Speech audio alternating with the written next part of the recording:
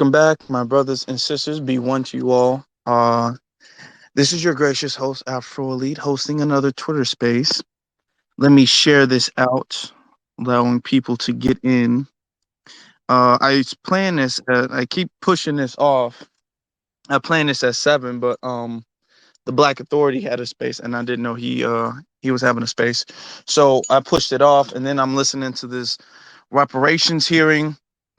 It's nothing but talking and wasting time because they keep going around in repetitive circles talking about, oh, do we deserve a special consideration for lineage, and why can't all Black Americans? So it's no, it's um it's a waste of time. We know it's supposed to be about lineage, and I've made a space about that, and I'll post that again a little bit later.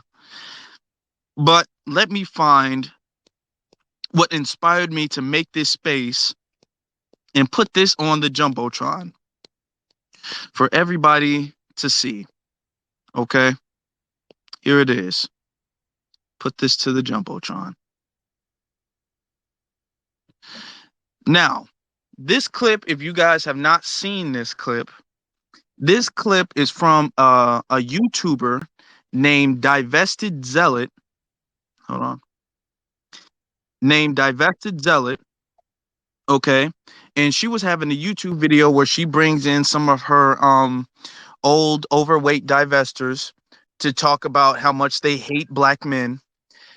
But she said something to me that really stood out because I'm used to the whole, oh, Black men don't make enough money, Black men are not masculine, Black men are ghetto, and they're always showing stereotypical racist clips, of Black men wearing grills and in music videos. I'm used to that. So to an extent that doesn't faze me.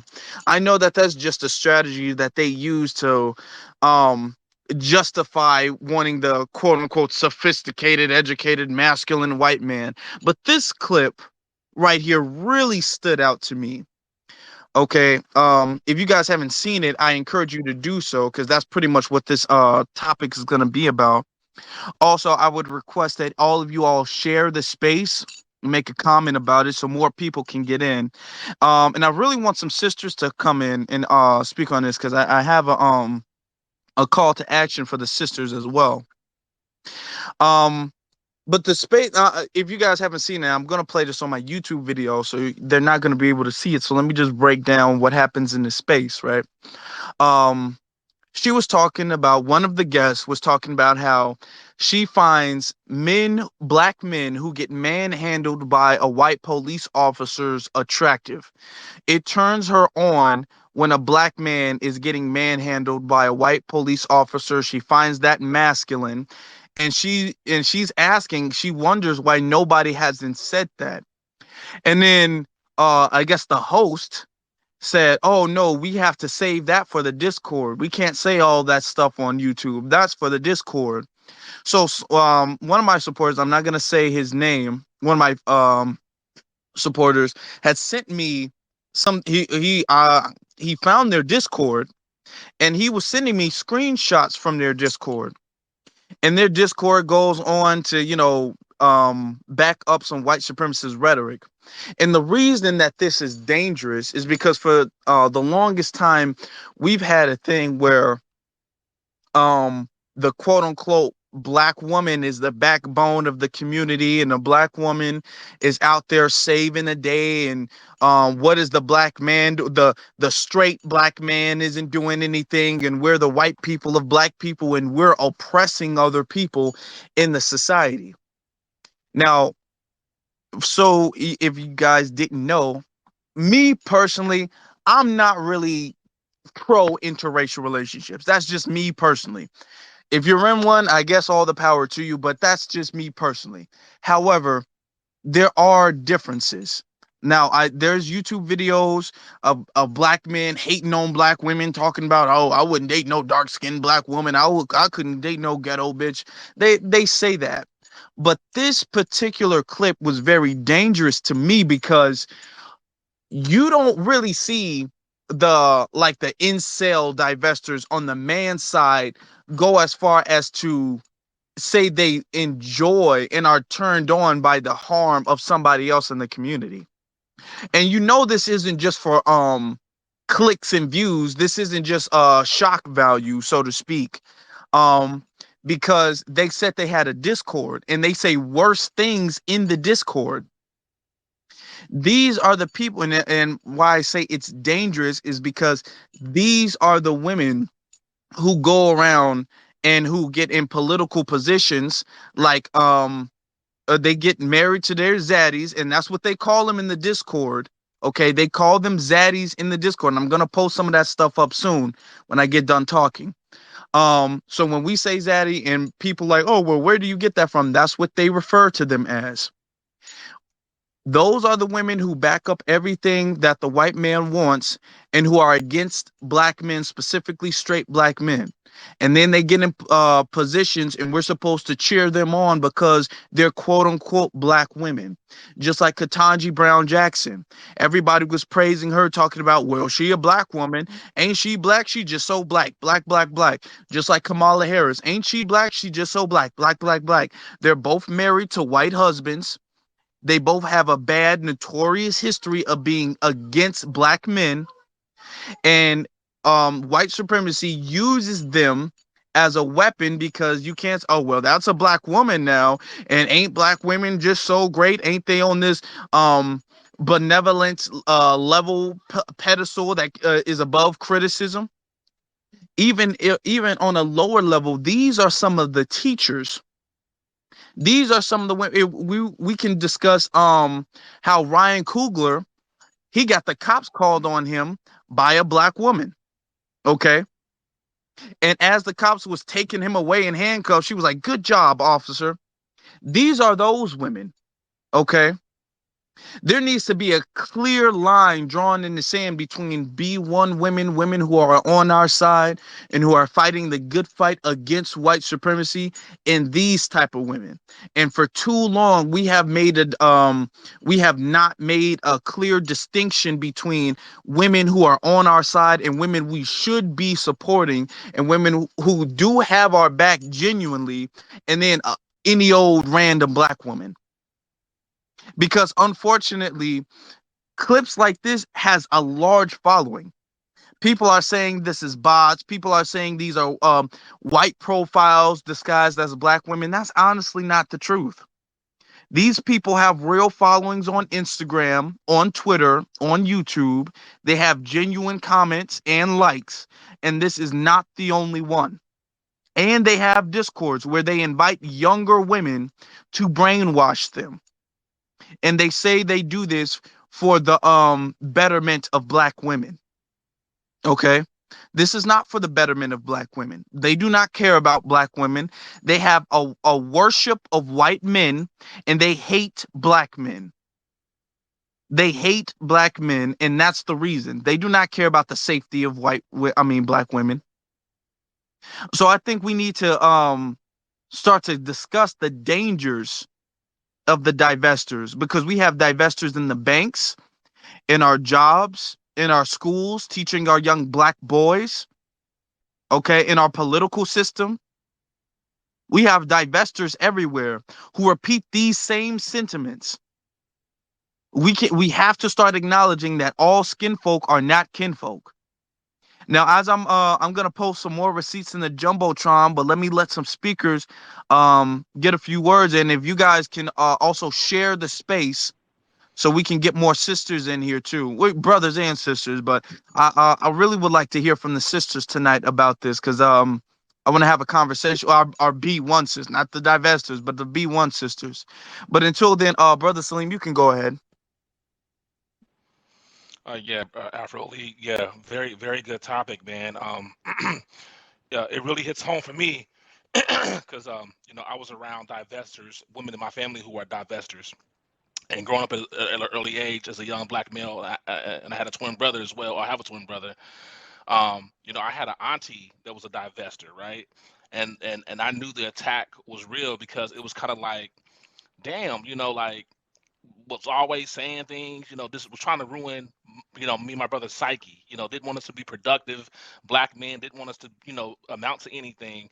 And then she also had, a son who was getting into trouble, and she was like babying him and things of that nature. But you're right; these divestors, they have a disdain for black males, a huge disdain, almost psychotic, vitriolic hate that you can't even describe, man. And it comes out. In every facet of their lives, the way they speak to black men, you have to watch them at your places of employment when you're doing business. They're always in positions of like the gatekeepers, um, overseeing paperwork and things of that nature. So like they're very dangerous, man. They are very very dangerous. These are the ones that the black women that are in your schools that are targeting your black sons, saying little slick shit about them. Um, my nephew was in a daycare a bunch around some divestors, and he's a young, light skinned, beautiful baby. And what they were saying derogatory things about him, just kind of like saying that he's a problem. Like, he's a baby. Like, how can a baby be a problem? So I just realized as a black man or a black male, the threat, it was very real at an early age. Couldn't quite put my finger on it until I got older and started reading books and information and black empowerment. And then I realized, okay, you know what? I ain't tripping. Like, this attack is real. Um, and it's a really scary thing if you have a baby by one of these divester ass chicks, you know what I'm saying, who will target, do anything to harm your children.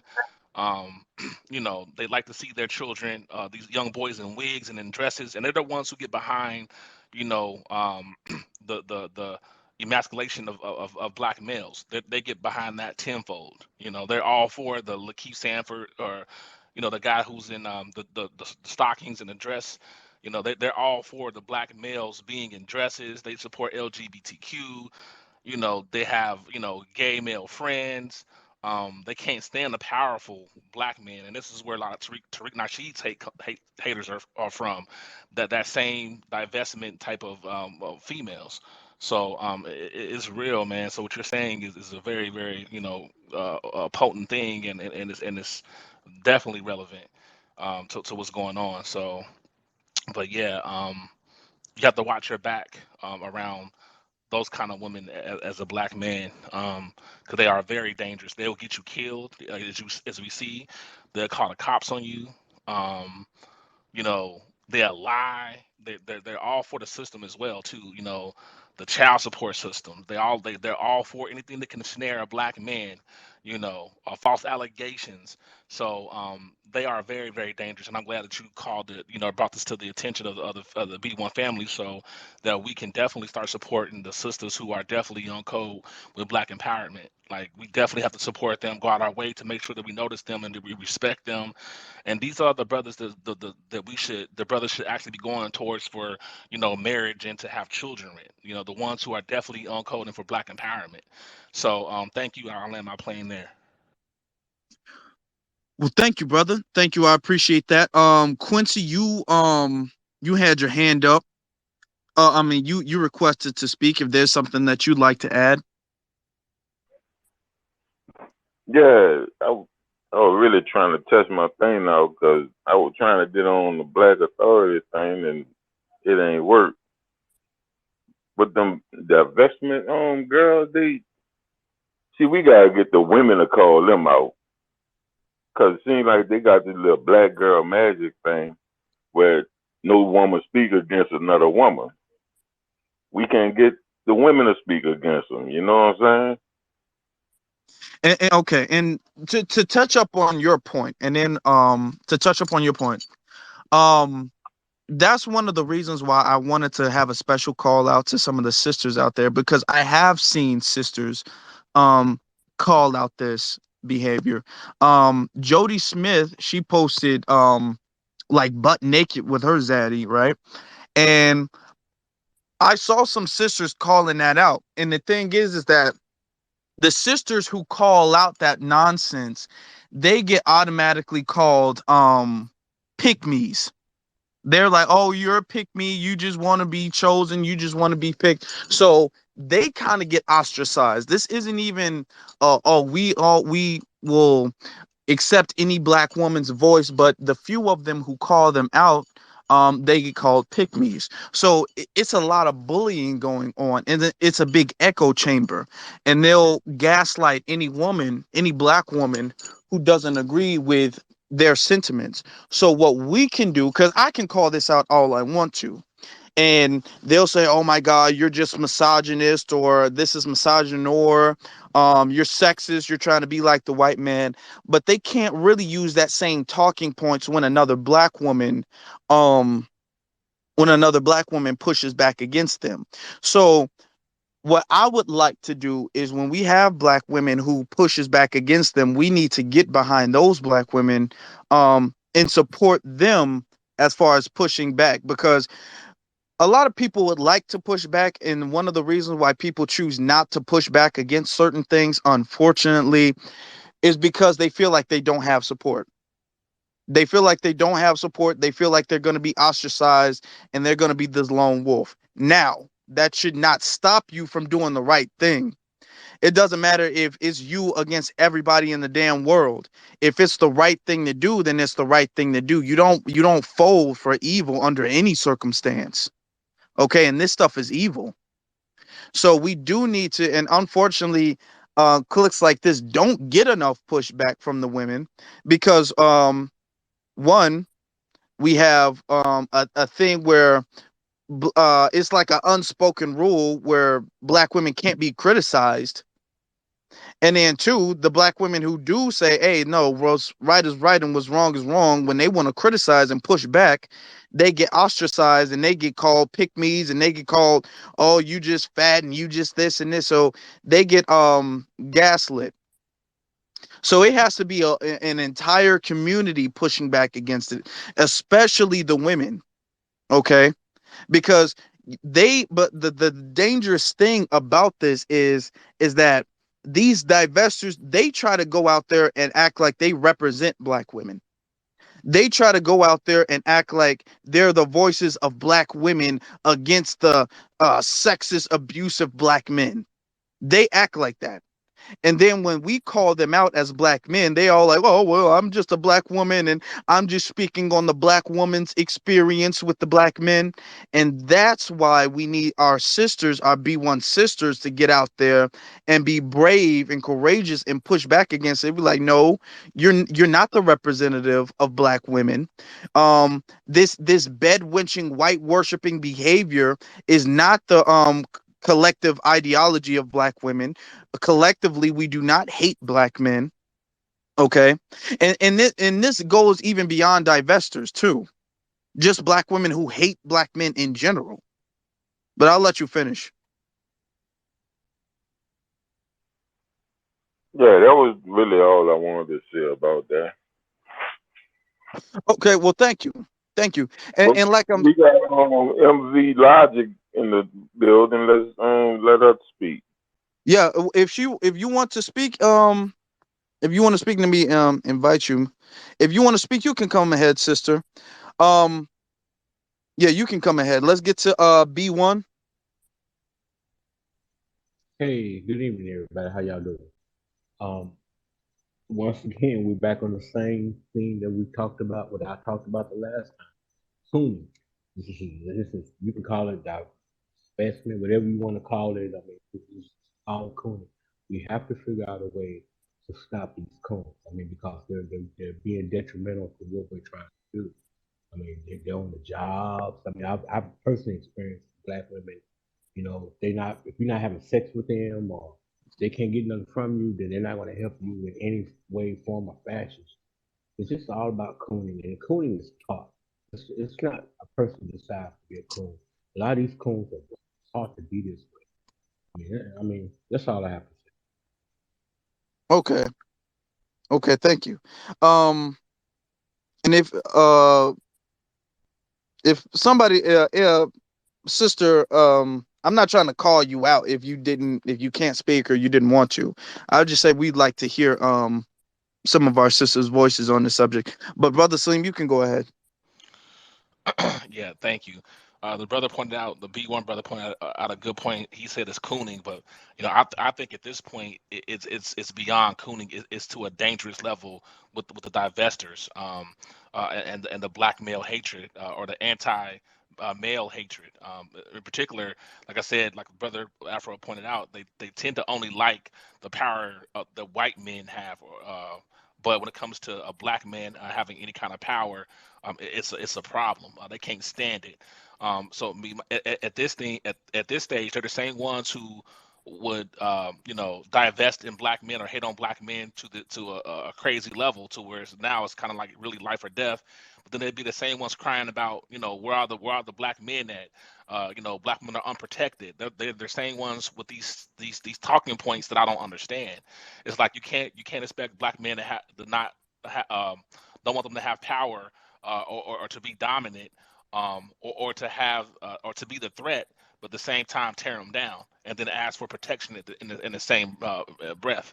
It's really crazy to me. But I mean, at this point, I think it's way past coonery. It's to a point where uh, going back to solidifying a code of conduct when it comes to a B1 and black empowerment.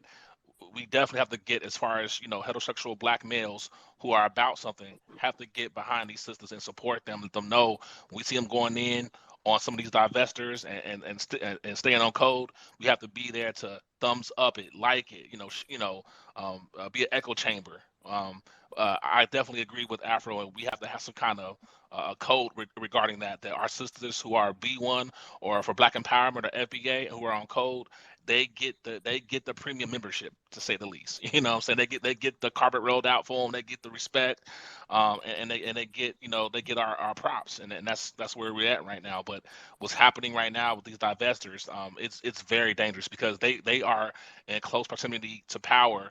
Um, you know, like I said, being gatekeepers, being in the classroom settings, being around the children. They're in levels of employment at government agencies, things of that nature. So they're very, very dangerous. At banks.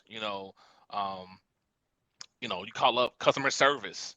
If you got anything in investment accounts, they're the ones you would call and they answer the phone at Fidelity or something like that. Like, so what I'm saying is we definitely have to be on code when it comes to our FBA sisters, our B1 sisters who are for Black empowerment, who are on code when they're online going in on these divestors, or in public. You got to stay on code with them. I'll land my plane. Okay, and thank you for that. Um, and this goes, like I said, this goes even beyond the divestors. This goes just to black, because to me, there's two types. There's one of the divestors, and these are the ones who really go out of their way to glorify non black men, specifically white men. Those are the ones who they just have a worship for whiteness. They enjoy slave play. And let's be real, that's what they do. They enjoy slave play. They enjoy, like, kind of pretending to be a slave, having sex with their slave master. It's like a fetish to them. And then you have some who genuinely hate black men, but they don't date white men. Those are the dangerous ones. Okay. Well, they're both dangerous. But just because someone dates a black man doesn't mean that they like black men or they don't hate black men. Okay. Um, you have some, like I said, you have some who are married to black men and who still hate black men and abuse their husbands and I mean, shout out Jada Smith, but I'm saying you have some who genuinely hate black men. You have the and our brother Torian is in here. He talks he has a series on YouTube, the Black Karen series, where he talks about some of them. And okay, and we're making a clear distinction between the black women who are on code and the black women who are putting in the good work versus these black women, these segment of black women, because these are the ones who call the cops on their children and then have their son get murdered by the police, and then they'll cry to collect the check. Okay, when we're protesting out in the streets, and then they come out there and say, oh, my son wouldn't have wanted this, or this isn't about race, and they sit next to Ben Crump so they can collect a bigger check. Those are the ones who are dangerous. These are the ones who be calling the cops on little black boys in schools, but won't do that to the white boys in schools. Okay, and they're in dangerous positions in the society, in our society. And it's about time we get hip to it and we start countering such a thing. And somebody pointed this out. Why can't we just focus on white supremacy? If white supremacy is just the biggest problem, why can't we focus on white supremacy? The reason why I'm taking the time out to focus on this is because the enemy within is more dangerous at this point. The enemy within are the ones who we are thinking, okay, well, if you're a skin folk, you're kinfolk, and then when we turn our back, they're stabbing us in it. They're the ones sabotaging us. Okay, if we know our history about COINTELPRO, we know for a fact they sent some of the biggest people in the COINTELPRO, like William O'Neill, was a black man. They didn't send white men to come in and infiltrate the Black Panther movement. They didn't send Asians though. Okay. They did send Asians. They did send other non-black people, but specifically with William O'Neill, they allow William O'Neill in just because William O'Neill was black and William O'Neill was an agent. Okay.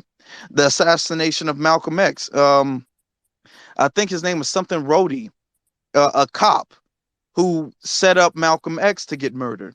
Okay, you had the COINTELPRO, and unfortunately, a lot of the people in the COINTELPRO were black people. And I'm not saying black women specifically, but black people. So we have to understand that we have to understand we need to, if we're going to move forward as a society, we got to get rid of the enemy within. And that starts with calling them out. Okay, we can't have this. Well, we all black people, so let's all continue with the false optics of we're all getting along. We need to clean house, okay, and we need some of our sisters, and I know we have some, and because I've seen them, I've personally seen them. When I'm pushing back and they come in and they back me up, or when they're pushing back and I come in and I back them up, I've seen some of our sisters ride against these divestors. I've personally seen that myself, and I want to take my hat off to them and salute them for all the work that they've been doing. And I'm saying, as a black man, um, our position now we can push back against them, and I have too. And it is our responsibility to push back against them, but we also need some of our sisters to do that as well. Okay. Unfortunately, clips like this, it does not get enough pushback. It does not get enough pushback. If anybody would like, and I would like some of our sisters to step up, so not to step up, but to speak on the subject. So I request that everybody share the space. I know there's quite a few spaces going on, but if everybody could share the space so we can get more people in here, because I would like to get some of our sisters' comments in this space. I know we still got that reparations hearing, and I was gonna wait till after the reparations hearing, but it looks like it went off now, actually, because I see a whole bunch of speakers and people with their hands up. It looked like it went off. Um, as far as that goes, let me give my brief opinion on that. That I was in there for a little bit. Nothing is going on. They're sitting up there having votes, and they're trying to do a time wasting thing to see if they can get us to fold on having a exclusively lineage based reparations deal. So that's what that was going. I was in there for about 20 minutes or so, and that's all that was happening. Okay, that's all that was happening. So we know what we got to do. And shout out to our brother Marcel, actually, because he's on the campaign, and he's pushing for reparations. He's running for uh position in Congress actually right now. He's doing that. So, and I back Marcel up because Marcel is a foundational Black American and he is pushing for foundational Black American reparations. So we need to support candidates who actually push our agenda. You know. So shout out to Marcel. But let me see. Let me see if I can I'm trying to find some more receipts on this subject. But yeah, keep going. Our brother Nino is in here. Shout out to Nino. Nino, you can go ahead and speak. Can I be heard? Yes, sir. Yeah. Before I engage in this topic, I guess I want to know what is the definition of a divester. I've seen it used on Twitter, but I have yet to actually meet anybody in real life that has claimed to be one or identify themselves as one. And actually, I know quite a few college educated HBCU grads, sorority sisters who claim to be very pro black, but they exhibit all the signs of a divester, but they don't actually call themselves a divester. So when we're saying divester, who are we referring to exactly? Well, okay. That actually, I like that question, and that's a good question because the way I see it, based off of like I guess the figureheads, the Cynthia G's, and the people who have the big platforms, these are the people who say they should divest away from the black community, specifically black men, and start investing themselves and making themselves quote unquote open to other options in other different communities. So these are the people who want to leave the black community and who want to be members of other communities. And by doing so, they trash talk black people and they back up a lot of harmful stereotypes about black people, specifically black men, so they can seem kind of more palatable with other communities because they know all these other communities have anti-black racism in it. And I just had two long spaces about the Asian community and the Hispanic community and their anti-black racism. So they want to seem more palatable. So they trash talk black men in order to get accepted by non-black society. Okay, because again, I have yet to meet anybody who is a self-identified divester outside of Twitter or social media, I guess. But I know some people personally in real life who, again, these are HBCU graduate women who are part of the Divine Nine, AKAs, SG Rose, all the little main uh, sorority groups, but they exhibit all the signs of being divestors, such as the niggas ain't shit rhetoric, black men need to do better rhetoric, protect black women rhetoric, you know. Every time I look at their Instagram stories or Snapchats, they're at a bar and they all up on little white Hispanics, or Asian dudes, if not white dudes altogether. And the only black guys I ever see them interact with are LGBT. Well, I ain't even say LGBT. I guess gay would be the term. Gay black guys. But again, let them tell it. They're proud black women. They're proud to be black. But I just don't see it in their actions. And I guess me, I look at things in layers.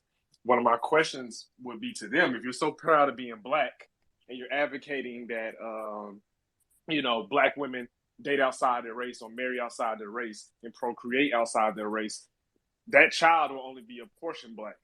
Now, and I'm pretty sure if you advocated for everybody else to do that, you would probably instill that same mindset in your child.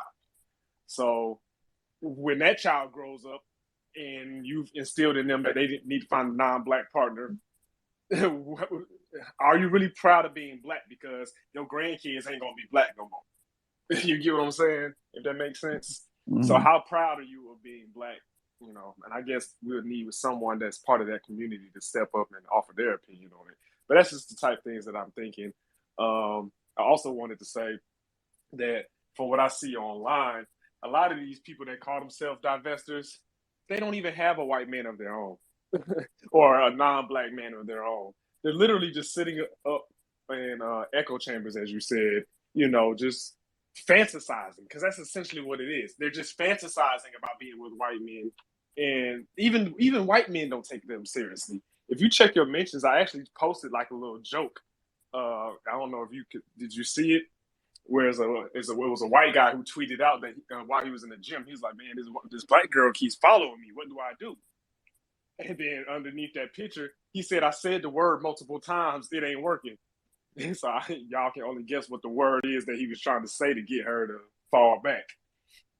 But like I said, I don't know how real that is. But like I said, based off of what I see, I don't take the divestors too seriously because again, they're sitting up online, just really talking to themselves, sitting there fantasizing about being with men who don't even want to be with them. The people who I feel like are the real dangers are the people who aren't calling themselves divestors, that aren't sitting online engaging in that behavior, on that rhetoric online, but are indeed, very anti-black male. And unfortunately, these are a lot of girls who you see them in real life, you wouldn't think nothing of it. I'm pretty sure when Ryan Coogler was in that bank here in Atlanta, when he went to Bank of America, he probably saw that girl and probably thought, oh, this is a sister. You know what I'm saying? This is one of my peoples. And then he probably was like, shoot, you know who I am, and you see how fast she called the cops on him and almost cost him his life, And I doubt she's sitting online, sitting in those little Discord servers and stuff. She probably don't even know what a divestor is if you asked her. I think the ones who don't identify as divestors are the ones that we need to watch out for. The ones online, they're just jokes. I mean, not jokes, but not a. I'm trying to think what's the word I want to use. They're not to be taken very seriously. Put it that way. I feel like those are not the ones we're going to keep our eye on. The ones I need to keep my eye on are the ones that slide in our spaces, acting like they so pro-black but are not. That's who I feel like we should be watching out for. And I'll park the car in the garage right there for right now. Oh yeah. Before we go on, I mean, I just got word that I just got word that the reparations thing actually passed with what is the AB 13 something like that. That actually 2131. passed. Yeah, the 2131 actually passed in our favor. So that's a good thing when we're making progress about that.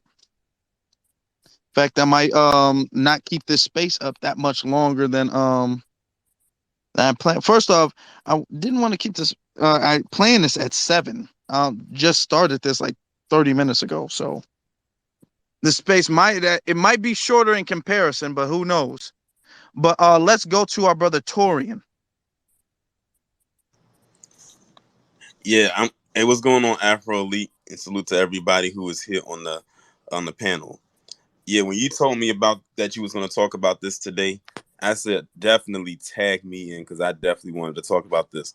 And before I really get into it, I'm addressing the second, I guess the second one that you posted on the Jumbotron where it says platform for divested Black women. And I'm noticing like in the second sentence, it says go where you are loved. I noticed that's a mantra that many of them like to put out there. But the crazy part about it is they don't love them over there. So I'm like, where are you going? Like you're going to a place where you're hated. That's the craziest part about it. I said many of these divestors are so delusional. They literally have a whole hot air balloon where their head should be. Like that's literally what it is. It's nothing but hollow space up there. I bet you if you yell through their ears, it would echo and bounce off the walls. That's what it's like. Most of them literally are like Stacey Dash and Clueless. That's what I think of many of them.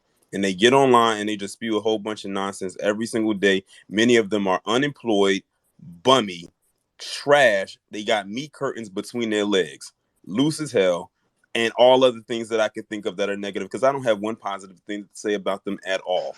Nothing. Well, they And only got meat curtains. right, they do. I'm sorry, I had to laugh at that. And that's the thing. And the thing is, many of them are just failed at life. Not forget failed in relationships. They have failed at life. Like they have a lot of them have nothing going for themselves. So they take all their frustrations out on everybody else. And then they are really jealous and envious of successful Black women who have made relationships work for them, say with other Black men. And what do? They get online, they call them mammies and pick-me's. And anyone who knows me knows that pick-me term is one of like my top 5 most, uh, I would say, insulting terms. And here I am as a Black man, like that wouldn't apply to me. But I hate it when that term is used against Black women who actually are standing up for her men. And I'm not talking about for the foolishness, but when she sees that something is going on, she's going to stand up for him and call the ish out for what it is. That's why I said, you know what, fine, go around and you can call yourself Pick Misha. Just call yourself that. I don't care if you have to wear it as a label. Just do that if that's what it comes down to. Make them even more mad. And it's crazy how they literally flip the term of mammy, because they're calling black women who support black men mammy, but you are the whole mammy if you want to be technical by the definitive term, because what you're doing is exactly the definition of a mammy, where you throw your own people, and I can say people, not just men, because the same divested women who call black women pick me's and mammies, they're throwing them under the bus too, because they want people there for their cause. And I don't know if you heard about this or not, but they supposed to be doing some kind of black femicide march in DC in not October, in August. I think like towards the end of the month, they created a GoFundMe where they're donating money so they can get the resources together. Listen, I live near the area, not exactly where it's going to be at, but I don't live far. I'm curious to see what that turnout is going to look like. Because if that thing is small, I am going to do one of the best triple P's on my channel that you have ever seen, just to embarrass the hell out of them. Because that's exactly what they deserve. I cannot wait to see that thing actually fail. I'm predicting that thing is going to be absolute garbage. That's what I predict. Because basically all it's going to be is it's basically one big anti-black man hate parade. That's basically all it's going to be. But what's crazy to me is you have women like Lauren Smith Fields, who was murdered, and then you had the other one that was after her. I forgot her name. The more recent one that happened, I think, last month. And both of them were last seen with white men. But instead of them actually going in on the men that they were last seen with, they managed to do one little small RIP to them and spend the other 90% going in on how it's black men's fault that they're dead. See, that's why I can't take the divestors seriously, because all they do is sit up there and talk about they don't like black men, they don't like black men, they hate black men, abort black male babies. We get hated when we're in the womb. That's how intense it is. We get hate on before we're even born. Facts. That's the craziest part. I said, if no one sees the psychoticness in it, I said, divestors, if Arkham Asylum was real, they need to lock y'all up in there and throw away the key. As a matter of fact, burn it. Make sure that there's no copies, just to be safe. Because Right, these, brother. You spitting because because these, they are that dangerous though. People don't understand. Like I said, I've seen them attack, like like I said, my nephew, like look, they attack small, like toddlers and babies, black male babies. They'll target them. So you go ahead, brother. I just had to jump in because you spitting right now. My bad, but you 100% right, man. They are very, very dangerous, very dangerous. because these women, like I said, these women are not well. And then when you look at the video that Afro put up there that kicked all of this off, where they're literally laughing at white male cops manhandling these black men or shooting them or harming them. I'm like, what makes you think that they won't do the same thing to you? And they have done the same thing to you, but then you'll be like, oh, we need black men to protect the. It's the weirdest paradigm. It is so weird to me. I don't know where this mindset comes from. And then, you had that actress, what's her name? Jodie Turner Smith, who was married to Josh Jackson. For those of you who are old enough to remember, he got his start on that show Dawson's Creek. Well, he was acting before that, but that's when he really became known. But she actually only dated this man, I think, for a few months, and she proposed to him. Now, here's the crazy part about it. If y'all saw on social media, more notably Instagram, there was a series of videos that had came out a while ago where you had black women proposing to black men, and you had black men and black women going in on black men saying how weak it is for your woman to propose to you and everything like that. And I'm sure many of them were divestors as well. But the minute that Jodie Turner Smith proposes to her man, who happens to be a white man, oh, it's the best thing ever. She's such a revolutionary. She's changing the game and all this, that, and the third. But when we call it out, they say, mind your business. You don't know their love. You don't know their relationship. Like, look at the Pure gatekeeping. weirdos, Look man. at the gatekeeping that they're doing. And the the cape is flapping in the wind right now. And then on top of that, I don't even think he really wanted to marry her. He just said that she was adamant. Like that, those were words he said. She was adamant, which means she was eager. It's almost like stalker type level. Well, he Like she probably was was scared. determined. a lot of them are real scary like that. They're very aggressive, and you marry me now, and they're very weird, like witchy type bitches. You know what I'm saying? Like, just you gotta watch them. They're very dangerous. Like, this on some psychotic, like be out in the bushes type bitches. Like, it's them. Like, you know what I'm saying? Like, Yeah, but like I said, it's just the weird. It's the weirdest thing when it comes to her. And then she recently, like how everybody's hopping on the whole "let's talk about Will Smith" thing. She lended her little voice in there, her unqualified vocals to this whole situation, and people went in on her, and that's how the whole thing came about her again, about her proposing to this man after only dating for like about 6 months. And I think he was probably shoehorned into that relationship. Like I said, he looks like he wants to get out of it. It's almost like he's just doing this for the optics. It's to the point where you don't even really know her for her acting, for the little bit that she has done, and is mediocre at best, if that. You only know her for the antics, in which the most recent one was when she took that picture nude when he was on top of that balcony and he was in a suit and he was like had his hand like back down her back and everything like that. And then people went in about that and saying how embarrassing that looked. And of course, the divestors had to come and run interference and say you don't know their love, you don't know their relationship. I said I'm willing to bet you if this was a black man that she did that picture with, they wouldn't have been saying all of that. The thing is, the divestors are here. And I'm gonna be honest, I don't think that they were born. I think they were hatched out of an ostrich egg at that. Them heifers were not born out of a womb of a woman.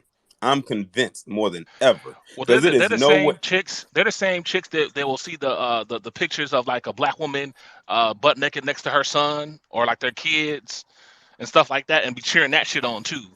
Like they are those type of women. Like they always cheer on some old weirdo Yeah. shit. Like, so yeah, they go ahead, bro.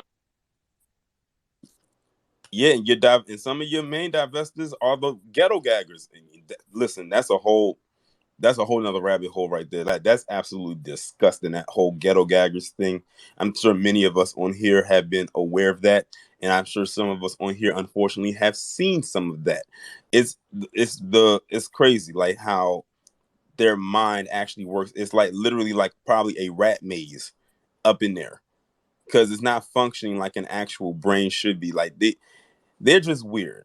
I think that's the most safest way to say it, because I'm sure there's more extreme words that could be used, but I'm playing it safe right now because this is not my platform.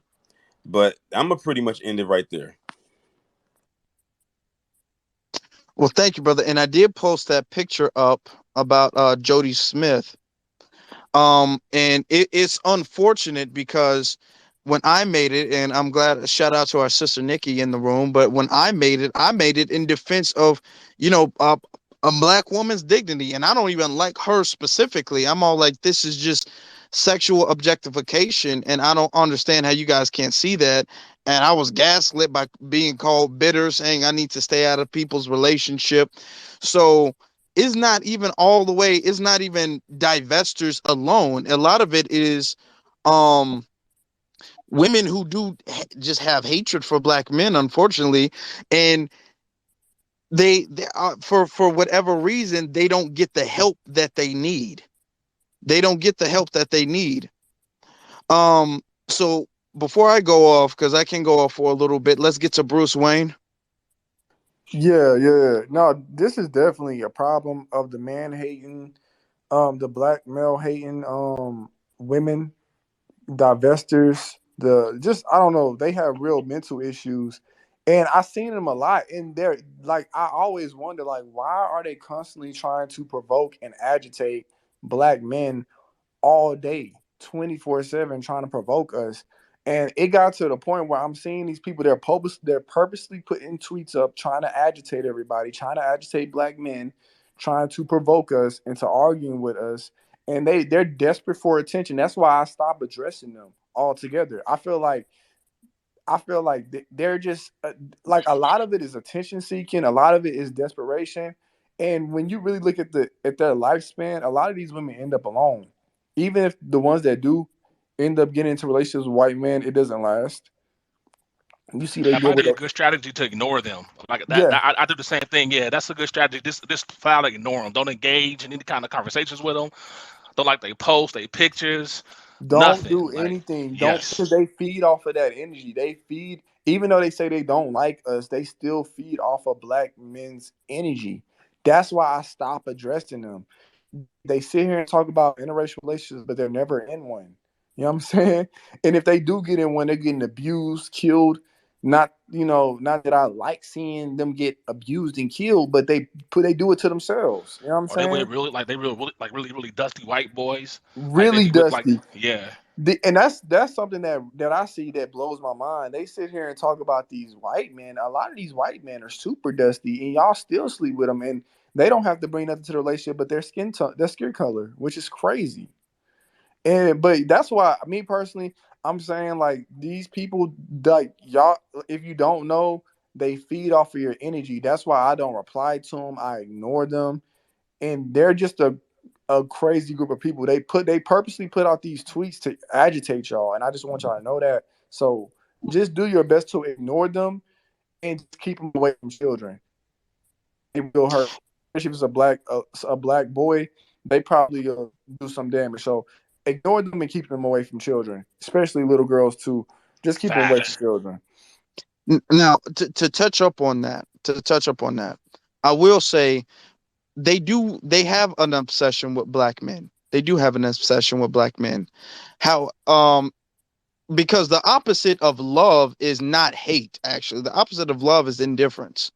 If they didn't like black men, if they chose to date white men, they would not be making videos after videos on a whole platforms off of how much they don't like black men. That shows obsession. Like for instance, if there's something that I don't eat, if I don't, for example, I don't eat pork. I don't talk about how much I don't like pork.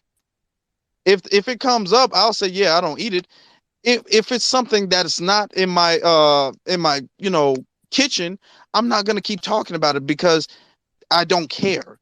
If they didn't care about black men, they wouldn't talk about it. Now, the reason I feel like it's dangerous is because unfortunately white supremacy gives them big platforms for them to have influence.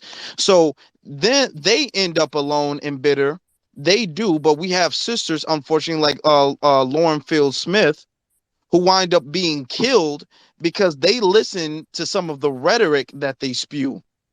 They try to recruit young women in believing their cult like behavior of hating black men, and that backfires on the young sisters who might have maybe issues with their fathers or issues with past relationships, and then they'll listen to a group of bitter black women all like, what you need to do is find a white boy, and then the white boy strangles them to death, and then next thing you know is well, it seems like he was a good guy. I don't know, it seems like she killed herself. I'm doesn't seem like much happened here, and the police are letting that slide. And the reason I'm making this is because sisters like Lauren Field Smith, that's not the only ones.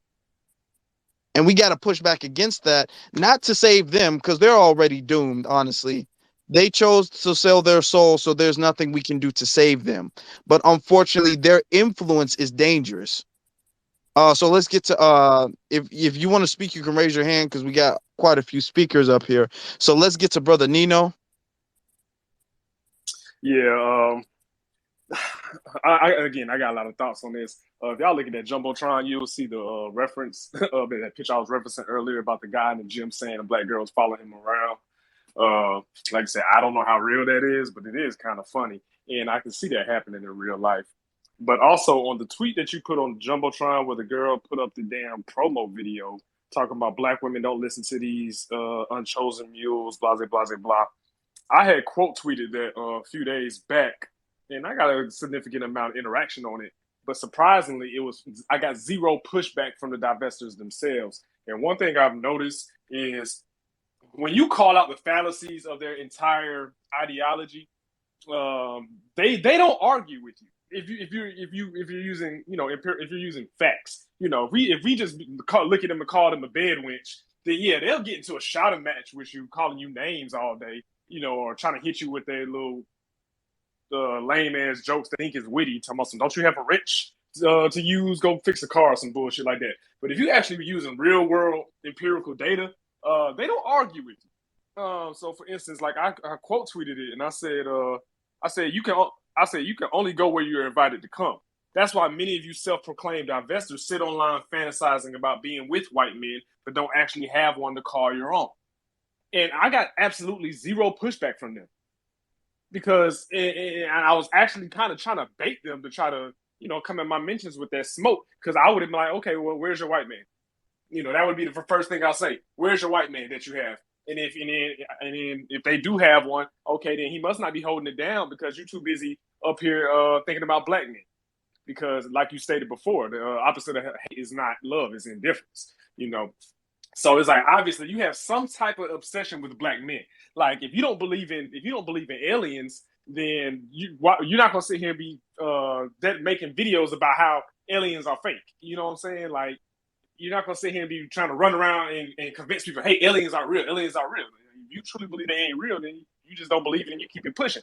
That's the same thing I've been using.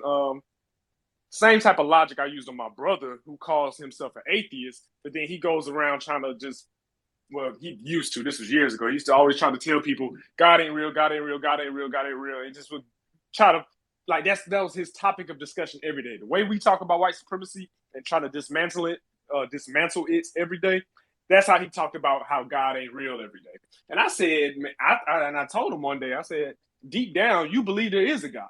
In fact, I think that you believe there is a God, and you keep trying to say that he's not real, which is why you focus so much time on him, on that topic, because you want some type of entity to prove you wrong. That's what you're doing. You claim that you're doing it because you're trying to convince others of the quote unquote truth, when in reality that's you what's the word I'm looking for? That's you calling out, like almost begging for attention, like from that entity that you claim doesn't exist. And that's the same type of mindset these divestors have. You keep talking about how bad black men are the worst and everything else, but that's you inherently you're thirsting for attention from black men. Because if you truly believe that we ain't shit and we ain't worth the attention, then why are you dedicating so much time to us? And I see we got some other speakers in the room. Shout out to Sister Nikki. I would love to hear a female point of view on this. So I'll go ahead and Yes. park my car in the garage right there. Well, thank you. And let's get to Sister Nikki. I know some people have had your hands up. Please remember your thoughts, but since she's the first woman to come up and speak, let's let her get her point across. I don't know why a woman would want to do that. I noticed that a lot of the women who divest, some of them are attractive, but for the most part, they are very unattractive and have social issues. And they aren't somebody who most black men would want to date. So whatever they come up short on, they blame on black men. And I really think that that's all that is they have issues. And they turn it into, oh, black men are bad, when in all reality, they are the ones who have the issues, basically. Give me a minute, okay? I'll be right back. Give me a minute. Okay, yeah, you can go ahead, do what you got to do. I think who had their hand up? I think it was Eastside. Didn't you have your hand up first? Possibly. I mean, it's your call, brother. Well, let me see. East, you were in here first, so Eastside, you can go to you can go ahead. I appreciate that. Peace to the family.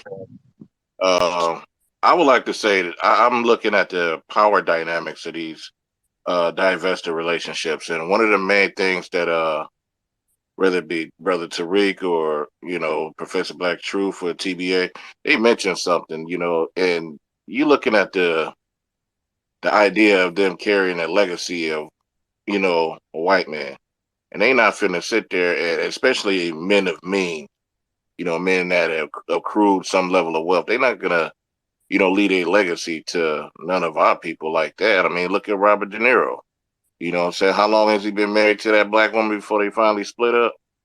He knows his time probably gonna be up in a little bit. He ain't finna leave, all of his wealth to her and whatever kid they have. He already got that mapped out, And truthfully, it's like I mean, I see what y'all saying that the indifference. Because I mean, if they really felt like that, they really wouldn't be having nothing to say too much about us. I noticed they have more smoke for us than anybody else. Look at that white quarterback who beat up on this black woman. Where's the smoke for him? I yield my time. Chad Wheeler. He didn't nobody none of them, none of the Protect Black Women crew, and I do genuinely believe in protecting black women. I can tell you stories I've been in. Um but Chad Wheeler, nobody said anything about protecting his girlfriend from him. Mr. Moon, you can go ahead. Hello. Actually, I agree with Eastside because I was just about to say that they really don't care about black women. And me and my opinion, they know what they're doing because I looked on Twitter and somebody said that they're doing this because they're mentally ill. They're not mentally ill. Trust me, they're not. They know what they're doing. And at first, I was like, I didn't take them seriously until a couple of months ago. I seen them on Twitter laughing and stuff, uh, agreeing with white cops, racist white cops, talking about killing black men and stuff. That's when I like, okay, I need to take them seriously. So yeah, they know what they're doing, and also, if something ever happens to them, do not protect them, do not protest for them because they know what they're doing, and they trying to get black men's attention, and it's just don't give them attention. Be cautious of them. Excuse me. Be cautious of them, but don't pay any attention of them. That's all I got to say. Let me point out the reason why this situation, why they're so dangerous, is not because they don't want to be in relationships with black men. Personally, if you want to be with your zaddy, you want to be divesting and swirling and whatever you call it, then okay, that's your choice, okay? But the issue I have is when they're doing that, when they're taking their dating preferences and they're actually using that and they're justifying white supremacy. That's the problem that we need to be aware of, and that's what we need to be pushing back with, because I've been seeing that um frequently when it came to the Ryan Coogler situation. Now, I'm not gonna say that the woman who called the cops on him was a divester, because I don't know that, but I'm saying when it comes to certain black women who have a hatred for black men, that is dangerous. Those are dangerous women, just like Kamala Harris, just like with Ketanji Brown Jackson. Those are dangerous. Okay, so we Yeah, have to be aware, and I'm not saying, because some of these accounts, they're just repeating the same talking points. I see them all the time. I could debunk every single last one of them, but I don't feel like wasting my time doing that. I made one debunk. They use the same talking points. Once you debunk one of them, you really debunked all of them. But yeah, I'm trying to say is that when it comes to bigger issues like this, when we see things like this, when they're justifying police brutality, we have to understand that this isn't just clickbait. There are actual real people out there who have such a psychological damage hatred for their own race of hmm people that they will justify racism and they will justify harm being done to their own people. And that's something that we need to push back with. You know, yes, sir. they it's not like, for instance, if they were being chosen, and one of their talking points is we need to open up our options to dating more than just black men. If they was really being chosen by non-black men like that, they wouldn't have to say it. If those, and I'm not trying to say black women don't get chosen by non-black men, um but the ones who claim they're divestors, if they were happy divestors, they wouldn't have to constantly keep saying that. They really wouldn't have to. You know what I'm saying? So they're really not, they're bitter, but the thing is that they will turn their bitterness. It's like misery loves company.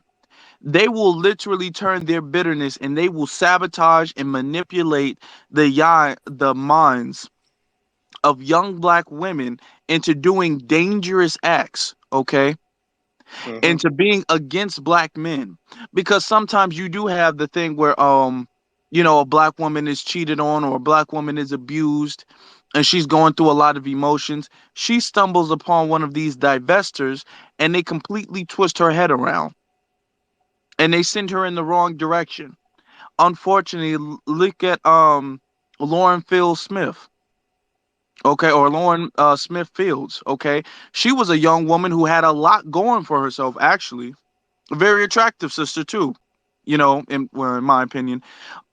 But unfortunately, she got a hold of one of these divestors, and they manipulated her mind to being set up with dating white men, older white men on the damn Bumble app, and he wound up killing her.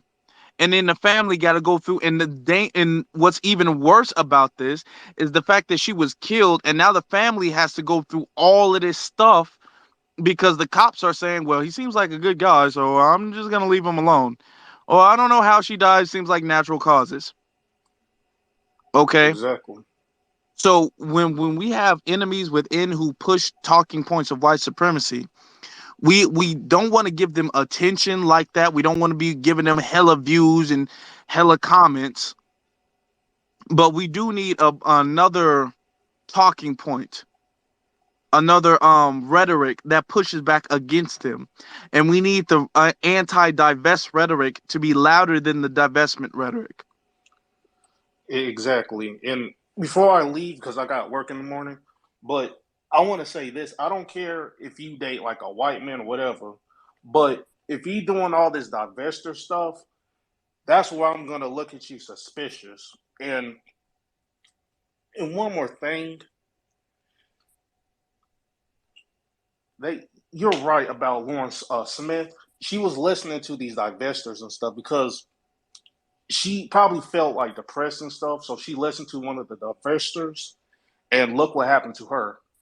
And now the cops are saying, "Oh, he's a good guy and stuff," because the person she was with was a white guy. So that's all I got to say. And if I may, uh, to piggyback off that, you know, notice black men don't ever get that presumption right out the gate. Number one, and I look at that, and I know we saying not to really give them any attention, but I feel like the best way to neutralize that, like we did with the whole Kamala Harris presidential campaign, is to delegitimize it. The old black media is all but failed. Basically because we delegitimized them. We made them obsolete.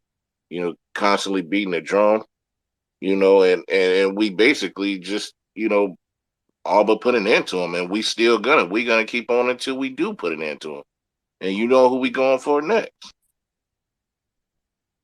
Exactly. We don't need to come. Like I said, I can make millions of videos about them, give them millions of views, but I only need to make one because what we need is a counter narrative. We don't need to counter every single last one of them individually, okay? Because that's time wasting. What we need to do is we need to develop another counter narrative that delegitimizes their talking points. Once we get their talking points delegitimized, then nobody, unfortunately, even if they're young and naive, is going to gravitate to them. Okay. And like I said, if you want to, who you want to be with is one thing, but you being dangerous to black men in general, and this doesn't even just go for the women who want to divest. This just goes in general for black women who've developed some type of demonic hatred towards black men. Shout out Jamila Hill, when she's pandering to the Democrats, talking about um, the black man is the white man of the black community, or the straight black man. My fault. The straight black man is the white man of the black community. Those are the people we need to look out for. Like Nino said, not just the ones who say I don't want to be a part of the community. Yeah, we can spot them out and ostracize them easily. But this goes in general for all of them. For any black woman, and I'm not gonna. And trying to make my best distinction between the real black women, the legit black women that deserve our love and support, and these creatures who appear to be black women. Um, those are the ones who back up white supremacy, and those are the ones we need to watch out for, because it's not just, we need to create a counter narrative for, okay, because it's not just you wanted to date a white man, but we have some who they'll date black men but they'll abuse their sons. Okay, they'll date black men but they have this, some they have a weird relationship with, you know, men, and they allow men to come in and out the house, and they have this jealousy of black men. They have a hatred of black men. They pander to white supremacist talking points. Those are dangerous too. It doesn't matter necessarily who you date, is the ideology behind it. Okay, because you can date a black man and be married to a black man and still pander to the same talking points of a divester and be against black men. So that's a dangerous subject, and that's something that we need to be aware of. And that's something and it's like a call to action to our sisters, because we love our sisters and we really genuinely do want the best for them. We want the best for our sisters.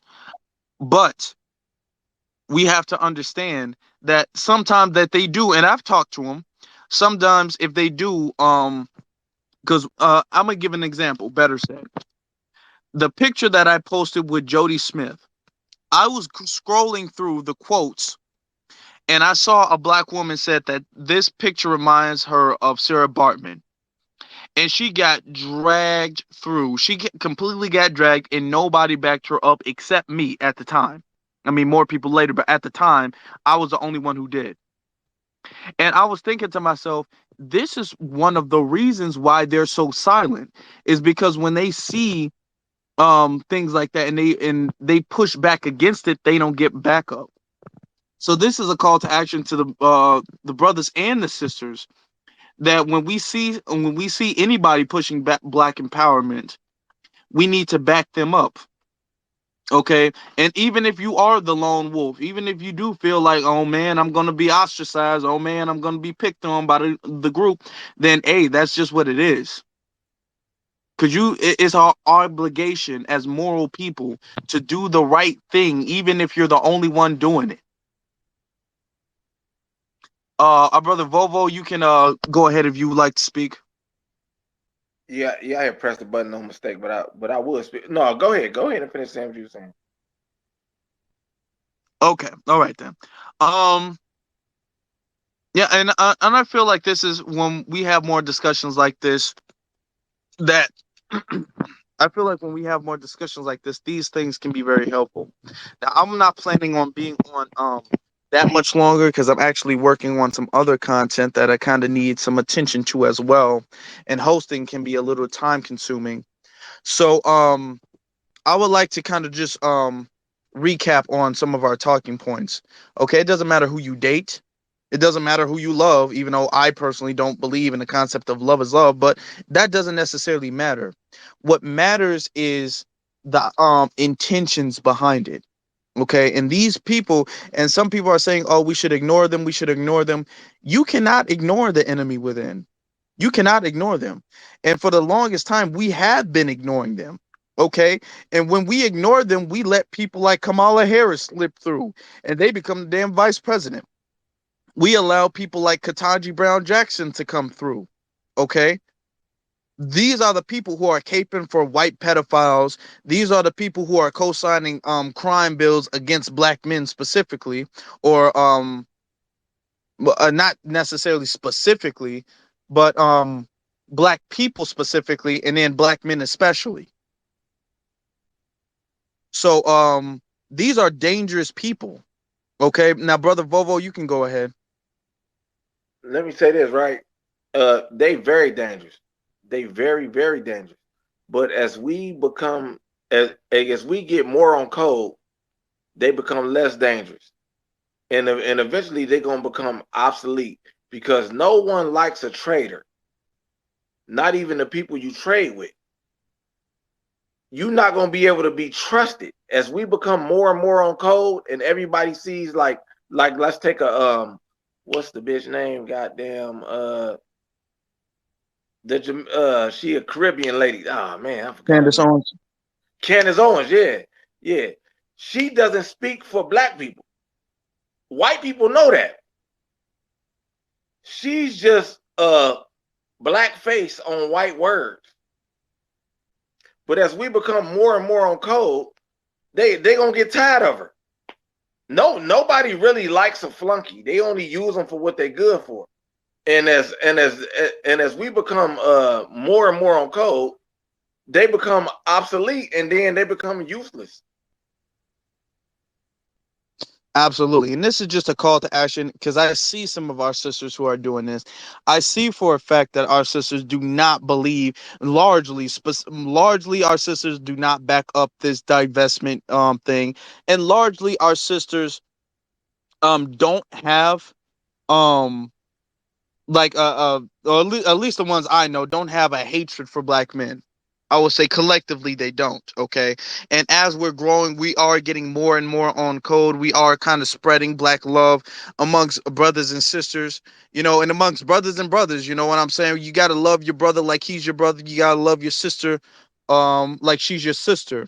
We are all a family in this fight together.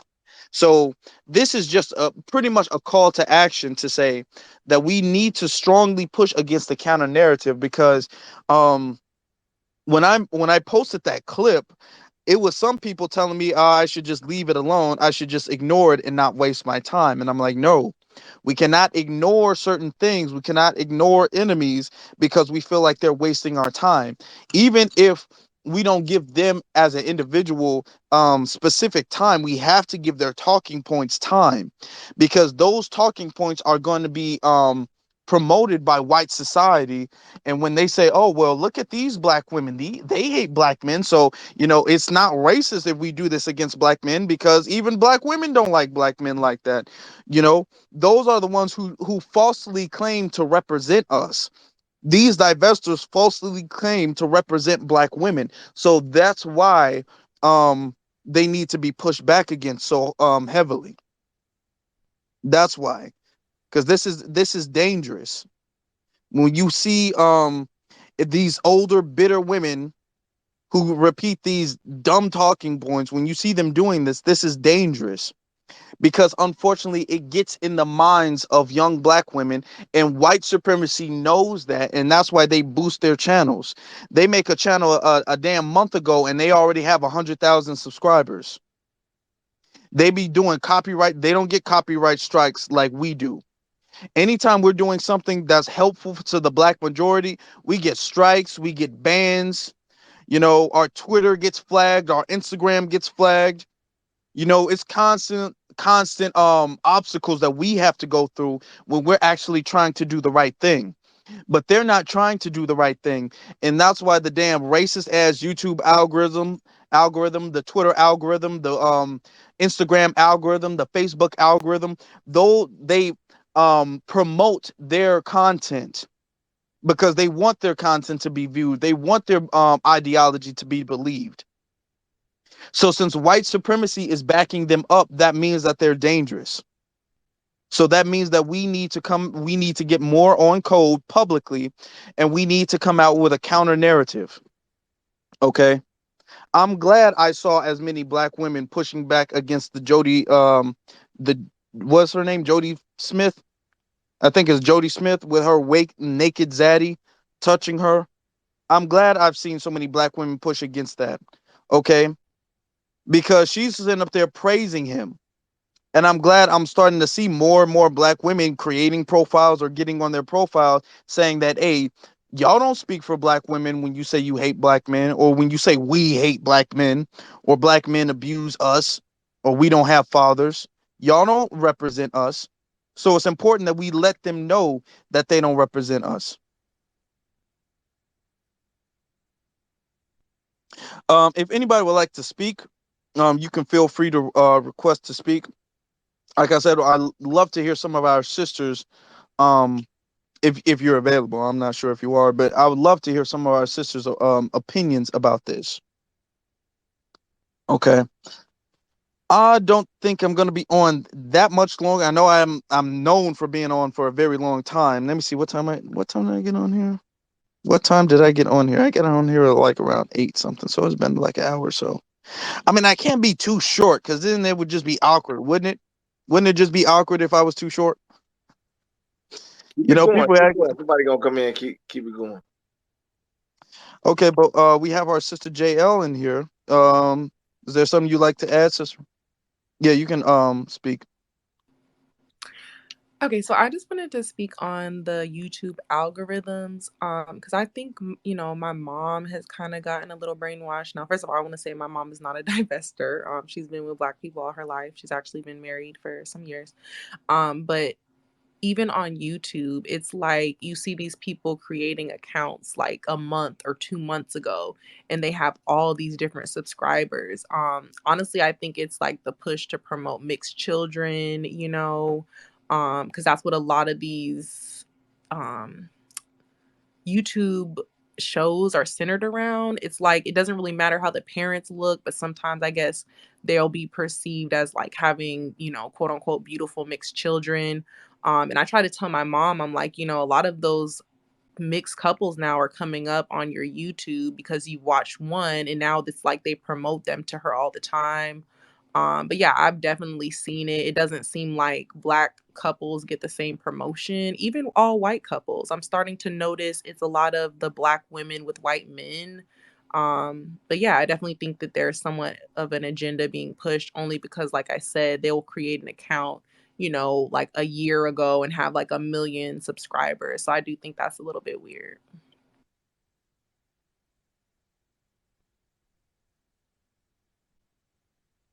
That's a good point you made. That's a good point you made because these algorithms are, if you guys have noticed, you don't really see a lot of commercials where you have a normal Black family. A lot of these commercials you'll see specifically you'll see a white man and a Black woman, and then you'll see a mixed baby or a baby that's perceived to be mixed due to the optics of a white man and a Black woman. And they're constantly pushing these optics for a specific reason. We have to understand TV, the media, and I said this before in Neely Fuller's 9 areas of people's activity. Media entertainment is a form of white supremacy. They use that, they weaponize that against Black people. So when we have to understand when we're constantly seeing these interracial couples in the media, that's not nothing to gloss over. Okay, that's a form of white supremacy. They're doing that for a reason.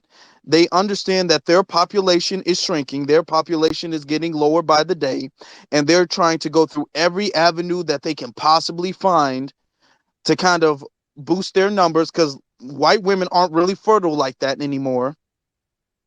So they need that. They're trying to sabotage the Black family, and they're trying to boost their numbers. They're trying to kill two birds at one stone. So it is important when we see that. So when we call out, hey, why don't I see any happy not I don't want to use the word progressive, but why don't I see any happy, healthy Black relationships? All the Black relationships I see are abusive, negative, dramatic or traumatic, I mean. And the interracial relationships, those seem like the damn Cinderella relationships. That's for a reason. They're doing that for a reason. Nino, you can go ahead. Yeah, two quick points. One about the algorithm. The algorithm. They never promote anything that that promotes productive, culture within Black society. Like you can look at any YouTube channel that talks about combating white supremacy or promoting a Black nuclear family or anything of that nature. A lot of those channels get shadow banned. I have a friend that actually works in they work for a pretty big company and they work in their social media department. And I was having a conversation with her. I was joking around with her about how I get suspended off Twitter all the time. Like anybody that knows me knows, like I've been on Twitter almost 10 years now, and I've had over 20 accounts. Like I really lost track how many accounts I've had. In fact, my last one just got suspended 2-3 days ago. And she told me, she's like pretty much like, the reason why you get suspended so much is because you disrupt the algorithm. You make these tweets that go against the type of content that they want to promote, and it tends to get a lot of interaction. So she was like, that's the reason why you keep getting shadow banned, if not outright, suspended altogether. So just keep that in mind whenever you tend to see, dysfunctional shit go viral all the time. But the good things, the productive things, that's what you almost have to dig for. Look at Twitter. Go down your Twitter timeline. Look at the view. I mean, look at the interaction of tweets that show, black people doing crazy shit, wild shit, fighting, whatever, or hell, even the tweets talking bad about black men, or hell, anytime there's a tweet talking about how bad black men are, or anything like that, those are the ones that tend to go viral. That's by design. So don't think that, that's how the majority of people feel. Nah, that's just the ones that they promote, because most people don't feel that way. And the second thing, I'm sorry, I had two thoughts I wanted to talk about. We was talking about the algorithm, and it was something else you said, Afro. What else did you just say? I really wanted to comment on. I apologize. I'm over here cooking. What did I say? The algorithm. They promote. Let me say. What did I say? I wasn't just talking about YouTube. I was talking about Instagram, Twitter, all social media, the commercials too, Oh yeah. entertainment. That's it. That's the commercials and stuff. But yeah, and also as far as the algorithm go, yeah, that applies across all social media platforms. So let's make that very clear. And also, when we was talking about the promotion of interracial couples, I had one of my lady friends over here this weekend, and we was watching TV, because I try not to hit people with all this consciousness all at once, because it can scare people off. So I've been trying to spoon feed it to her, as we hang out. And while we was watching TV, I was telling her, I said, hey, look at these commercials, because we was on Hulu. So I was like, look at these commercials. I want you to do an experiment. I say, tell me, in 2 hours, how many commercials you see of a heterosexual black couple together. That means a black male and a black female. And after 2 hours, she only could list one. It was literally after 2 hours, she only could list one. I said, now what about, I said, but I was like, so there was no other commercials with a black person in a relationship? She's like, nah, there was. I said, no, so the ones that did have black people in a relationship, even though they weren't black, black man, black woman, who was it in these commercials? Like, who were they together? And she was like, well, I know there was a lot of black gay commercials, like black LGBT interracial relationships, or it was, like you said, black female, white male relationships. Again, this ties back into the discussion we had on the previous space, where we was talking about basically white supremacy and eugenics. Because the white population has been in decline, their birth rates are in the negatives worldwide. It's been like that for going on 10 years now. And I know people love to have this thought that white supremacists are totally against interracial marriages. There are some that are, but these new age white supremacists, these liberal white supremacists, they're totally fine with having mixed race children, because they know they're going to raise those mixed race children that procreate with other non-black people, because it doesn't take very long to breed out the black gene. I know black people love to talk about how strong our genes are and everything like that, and we love claiming people that has one black, I guess, ancestor, but it doesn't take very long to breed out the black DNA. This is a movie in a book called Rabbit Proof Fence that basically talks about how the whole eugenics program over there in Australia, and how they plotted out how to breed out the Aborigines over there in Australia in less than 100 years. Like, they literally had diagrams, a whole set plan. Like, if y'all don't think that that these people don't think like that, or that they plan that far ahead, or they don't take it that serious, you'll be sorely mistaken. These folks are constantly thinking in 100 years in advance. So just because you see people in interracial relationships and stuff, don't sit here and think, oh, well, they can't be racist. They don't have, they have a black wife, or they have a black husband. Trust and believe. The goal is to supplement their numbers, but simultaneously breed us out. But swing it back to the divestors, and this will be my last point. They don't even take the divestors seriously. They really don't. Like I say, I've been infiltrating these white supremacist forums for years now. The Discords, the 4chans back when that was up, the Reddits, all that. I'm in there. Like, I'm in there. I've been reading about the things they talk about, and they don't take divestors seriously at all. Like, matter of fact, if you look on TikTok, I think some videos even go viral of white dudes like making fun of divestors. And even though they make fun of them, they still talk about fucking.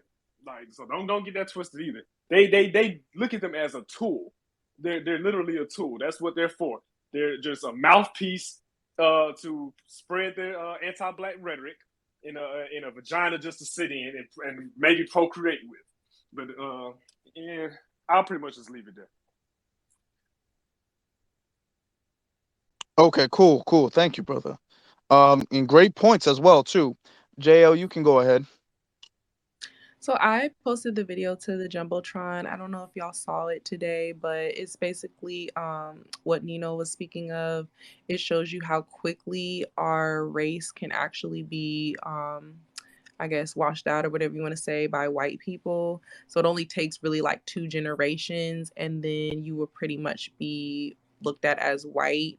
And then most times, you know, with mixed children, a lot of times they don't necessarily have an allegiance to black people, you know, because they'll have like a white mother or white father. So most times they will procreate with someone white. So I think honestly, the reason that they are promoting it is to basically wipe out our race, you know, make less indigenous blood. Because I mean, a lot of you guys don't agree with this, but we are indigenous, whether you guys kind of believe that or not. So they're kind of doing the same thing they're doing to us that they did to the Australians. And I do feel like it's to wipe out the race. And, you know, in 5 to 10 years, the people that are mixed, even if they're white passing, they are going to be identified as white people. Okay. And that's the truth.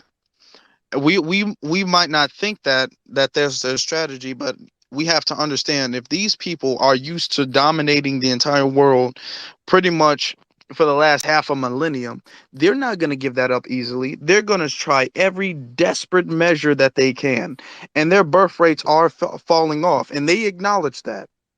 So it's not far-fetched to believe that they would try to mix race in a desperate attempt to save themselves.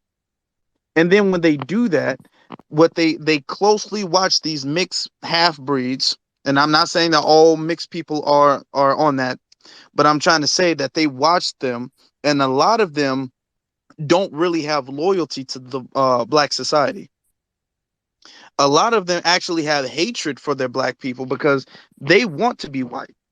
Okay, if we listen to a lot of stories from mixed people, they say their white side of the family is racist as hell. Their white mother, their white father is racist as hell. So just because somebody, and I'm glad you two are making this point, just because somebody procreates with a black person doesn't mean that they're any bit less racist at all. We have to understand sex is one of the areas of people activity that white supremacy dominates. You literally have Proud Boys who are married with black women and have children. You having sex or even having children does not make you any bit less of a white supremacist. So let's get to Mr. Mischief. Thank you, Afro Elite.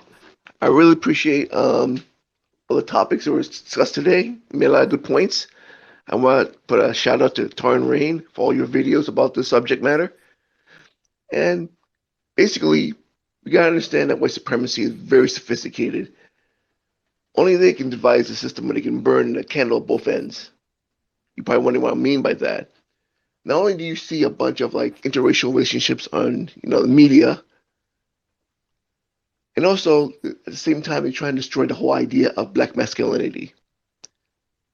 Like basically, even in the gay community and whatnot. When's the last time any of you have seen a black gay couple, like 2 black guys together? No. What you basically see is like a black guy with a white guy. And guess who's always the bottom? 9 times out of 10. Which is a serious problem here. They're trying so hard to make Little Nas X be the picture of like black masculinity is supposed to be. Stuff you would never see 10 years ago on TV. They show black men, in the most effeminate roles possible. By trying to destroy the image of the black masculinity, black women who are pretty much acceptable to like mass media is going to see it like, maybe I should just deal with like white guys instead because they seem to be more masculine and whatnot. Even like TV shows, like little innocuous programs like Jack Reacher, oh, 6 foot tall white guy, big, strong, and everything. And most of them, usually less than like, not even 5'6". And I'm glad we have these spaces out here, and that's why we need to promote, the new black media to put the message out there. Okay, as you can see, if we don't put our own message out there, everything's going to fall apart. Because people are basically, suckers to what they see on TV and what they hear on the radio. And we got to find new ways of promoting our images, before another BNC comes out of the woodwork that's a little bit more sophisticated and learns from the mistakes made from the old versions of the BNC and such. I just want to say that. And thank you for listening to me. Good work. Well, thank you, brother. Thank you for that. Thank you for that. And we're pushing back against that. And when we call it out, we will have people call. And I've said this before. I have people all like, well, why can't you just let people be happy? Why can't you just let people fall in love with whoever they fall in love with? You know what? At the end of the day, who you quote unquote fall in love with, I guess is not my business. But the thing is that there's rhetoric behind it. If you was to fall in love with somebody you genuinely, you don't talk about the race of the person all the time. If you just happen to fall in love, if somebody just happened to fall in love with a white person, why do they constantly emphasize that that person is white? If that person just happened to fall in love with that person, if that person wasn't looking for a white person to fall in love with, quote unquote. In my personal belief, I don't think that you just fall in love with anybody because we, you don't fall in love. Ain't nobody in here in this damn panel have fallen in love with a damn homeless person on the street. They gave them their pocket change, and next thing you know, they're thinking about a damn happy marriage with children and a picket fence. Nobody. So you don't just fall in the. I don't like the narrative. Oh, I can't control my heart. Yeah, you can. Most people can. You can control who you open yourself up to. And it's not my place to really judge if you fall in love with somebody. But the thing is that these are dangerous rhetorics and talking points. We have to understand if the white supremacy is boosting these talking points, then these talking points are dangerous against black society. So let's go, brother Nino. Yeah, brother. I just wanted to piggyback on what you said about who people fall in love with. You don't just like you don't just fall in love with just anybody. You fall in love with somebody that has qualities in them in which you find attractive or that you see yourself being with. I think even Dr. Umar, I got my own, criticisms of Dr. Umar, but that's one thing that Dr. Umar says that I totally agree with. And he pretty much was like, who you lay down with is a reflection of your politics or your ideology, you know, because you know, it's a reason why all these transsexuals ain't laying down with other transsexuals. You get what I'm saying? There's a reason why they're trying to convince other people that it's okay to be with them and it doesn't make you gay, But it's like, well, why don't you just find you another trans person who's okay with that, or another LGBT? You know what I'm saying? It's a reason why. So I really just want to just point out that don't ever let these folks tell you that, oh, I just met this white person and I just fell in love randomly on some Save the Last Dance type shit. No, that's not how it works. You saw something in that person, which a lot of times is their race alone, because I guarantee you, outside of their race, there's no qualities in that person that you couldn't have found in a black person who shares your cultural background or your cultural struggle or racial struggle, I guess I should say. So it's like as somebody in an interracial relationship, hey, what is it about this person that you liked about them or fell in love with? They'll give you all these, a lot of fluffer, but it's gonna be like, well, you couldn't have found those qualities in a black person. And then a lot of times when you ask that, you're either gonna be met with aggression or the deflection. And I'll leave it there. Just wanted to point that out. One thing, and I don't want to get sidetracked, but some you pointed out too. When you said racial struggle and ethnic struggle, I feel like those are two different struggles. You know, there's a struggle of the black race, and then there's a struggle of different black ethnicities. Us as descendants of American slaves, foundational black Americans, we have a different struggle from other black people of different ethnicities. I mean, yes, we do share the common struggle of black people, but then we have a very unique struggle um added to that, as far as being black Americans, being descendants of American slaves. So if you're looking for somebody who does not share those struggles, that's kind of a red flag in and of itself. But that would be your choice to make. That would be your choice to make, however dumb that choice is. But the thing is that I don't want, and if you choose to make a suicidal dating decision, I guess that is your choice. But I don't want you to manipulate other people into thinking that those suicidal date, that's like somebody who's, and this is literally just as dangerous because black women have been murdered for this. That's like me being in, now I've never been gang affiliated, right? If I was in some type of gang, and that's like me encouraging other people to join the gang I'm in, saying, "Oh my God, look how much money you making! Look how many women you get! Look how much street cred you get! Look at all this and this, and um you should join. You should join the GDs. You should join the BDs. You should well, I'm giving Chicago gangs, but you should join whatever gang that you close to. Join a gang, and then people join the gang, and then they get shot up. They don't even do anything, but they just get shot up because they're affiliated or because they're in a situation that they shouldn't have been in because you encouraged them to be in that situation. Okay, that's how dangerous this is. That's how dangerous these women are, because they're encouraging other black women who have a lot of potential to be in situations that they shouldn't have been in. Just like Lauren Smith Fields. I always, why do I keep getting her last name and stuff? Lauren Smith Fields. Okay, she had, from what I researched, because I did a broadcast, and shout out to Torian again because he's done multiple on her. She had a lot going for herself. She was educated, a degree, a YouTube platform. She had a lot going for herself, and unfortunately, because of these divestors she was listening to, and there's facts that we have that she was listening to them, that led her down the wrong path. Okay, so that's dangerous. So when we see people promoting, just like how we will push back when we see people promoting gang activity, like, "Hey, come join this gang. You going, you it's so much fun over here on this side. It's so much fun, gang banging and shooting people up." We would push back against that because we know that's harmful. Just, and so we need to push back against divestment or divestors or whatever it is, because that's harmful too. This isn't, and the reason I'm making this is because too often anytime I post something about divestors, I have somebody belittling their significance, saying, "Oh well, just leave them alone. Oh my God, they're just a joke. It's just YouTube clicks." No, it's more than just YouTube clicks. Anything white supremacy promotes is dangerous, and we have to understand that. Let me see if I can. I'm still looking for Oh, other things to put in the jumbotron. Nino, you have something to say? yeah, really quickly. I just wanted to also, when you stress the cultural differences, the ethnic differences, I did just want to give a situation that I actually experienced in real life, where one of my ex girlfriends, she was of Jamaican and Dominican background, Black Dominican and a Black Jamaican background, and for all intents and purposes, she's Black. I've never had a non-Black girlfriend before, like so.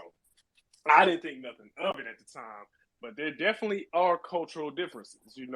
Just as far as, for instance, I can see the racial element in a lot of things in which she didn't. Even when it came down to poverty and stuff, she kind of had that, came from that pull yourself up by the bootstraps mentality. And so that's very true. I just wanted to, supplement that point really quickly. And that's a good point, and I'm not gonna lie. Unfortunately, being black is not enough anymore. Because there is a significant cultural difference. If we want to talk about relationships, and I'm not trying to discourage you if you're dating somebody who's, a black foreigner, okay, and I'm not saying all black foreigners are like this, but there is a cultural difference. So even with our first off, we have differences.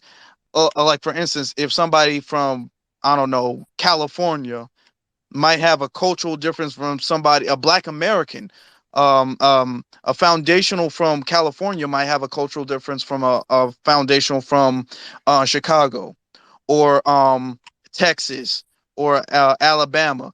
There's cultural differences in many different things, but we do have commonalities. But when you're looking for someone who's like completely against the grain, then that shows that you didn't happen to just fall in love with somebody who doesn't match your culture whatsoever. That you're looking for somebody outside of your culture. And when you do that, the kid, do you think that they're going to raise their kids with the ideology of Black empowerment? They're not going to do that.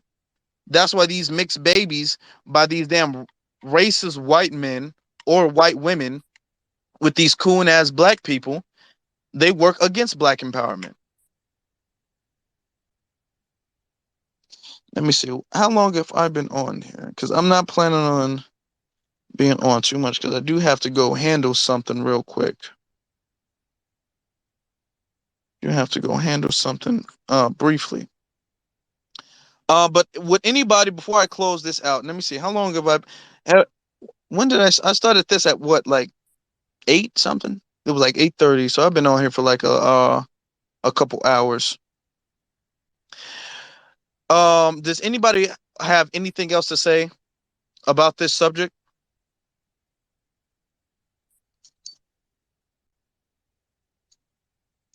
Okay, all right then. That's cool. So this was a brief one. And I wanted to do it, and I did plan on doing this for a longer time, but I started a little bit later, and there's something I have to handle tonight. So um, I'm going to have to get off of spaces in general for a little bit. Um, so before I go, I just want to have a recap that as Black men, as Black people, we have a responsibility to push back against anything that is being promoted by white supremacy, anything and everything. Okay. And divestment, even though a lot of white people talk about, well, I don't really approve of mixed race, a lot of them really don't have a problem with it. And to be honest, the ones that do really promote interracial dating, those are the dangerous ones. Okay. We were just talking about our campaign to save Mason, Tennessee. Do we know that the comptroller, Jason Mumpower, is married to a Black woman and has a mixed baby? Okay, and he's trying to strip the town away from Black people so they don't get the economic benefits of the Ford Motor Company. Okay, so this is so don't think that these people who sleep or have interracial sex or even have babies with Black people are any less racist. All right, these divestors are dangerous, and there needs to be a narrative pushed out against them. We need to push out. We need to go ahead and not just ignore them, debunk their logic. And I'm glad Nino was able to say what he said about, okay, well, where's your white man then? Ask them this. Anytime you see them talking about, oh, well, we need to do this, or how much they love white men, how much they love white men, or hate Black men. If you hate something, why do you have to keep bringing it up? I don't bring up things that I hate all the time. If I, like, for instance, and I'm glad that Nino brought this up, if you don't believe in aliens, why are you constantly talking about how much you don't believe in aliens? If you don't believe in, damn it, mermaids, why are you talking about how much you don't believe in mermaids? If you aren't attracted, for instance, for example, me, I'm not attracted to non-Black women. I For many reasons, but especially white women. I'm not constantly bragging about how unattractive white women are. That just seems kind of weird if I'm constantly bringing that up. If I made a platform where 30 of my videos is talking about how I find white women ugly, it's all like, do you though? Do you secretly do that?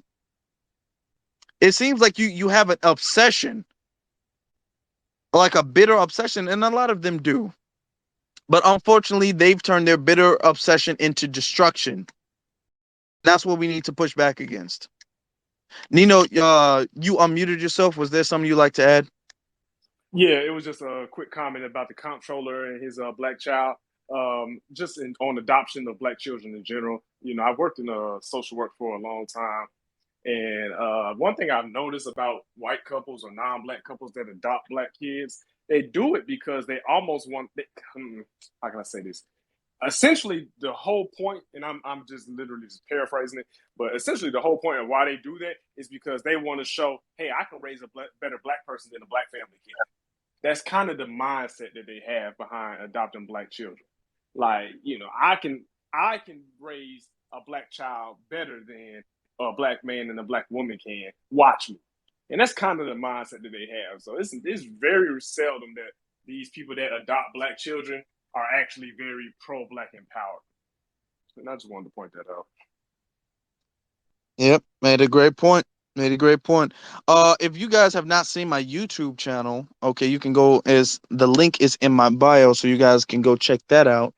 Um, because I will be posting this on my YouTube later on. I'm not sure exactly when, but I try to post this on my YouTube. But I'm gonna have to get off here. I wish I could have stayed a little bit longer, actually, but I started a little bit late, and there's something that I have to go handle. So, shout out to everybody who's in here. Shout out to the speakers. Shout out to the black women who are pushing against these divestors. Shout out to the black men that support the black women who are pushing against these divestors. Okay. Shout out to black love. Okay. Shout out to black empowerment. All right. Thank you all for being here. Um, I'll catch you guys later. Y'all have a good one, family. Peace out.